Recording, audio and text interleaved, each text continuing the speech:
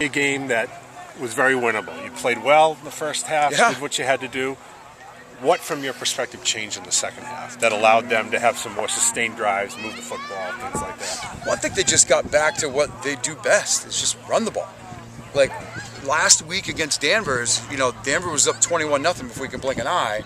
And at one point, I think we charted, they ran the same inside zone play 13 plays in a row.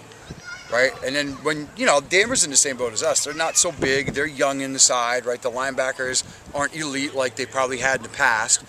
And they just found success running tackle to tackle. And that's what we warned our guys, because that's what happened against Masco. Like, we go into the half, it's 8-7.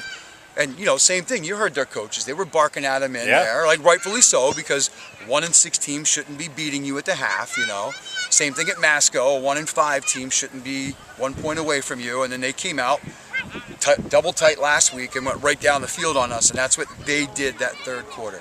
We go 3 and out, and we had to get some movement, and that killed us because we're not subbing a lot of guys.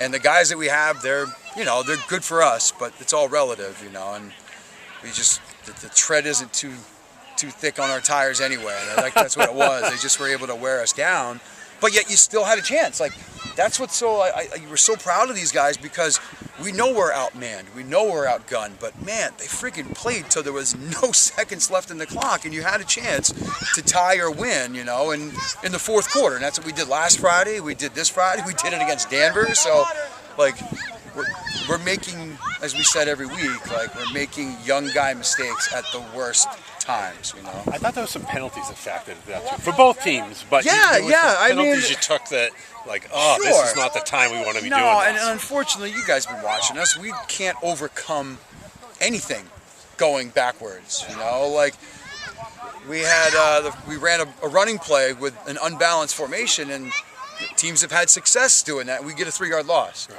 And then that drive doesn't go anywhere, because now it's 2nd and 13, and then it's this, and it's this, and it's another penalty, and it's like, all right, now we've run 6 plays and we've lost 8 yards. Like, that's not good for us.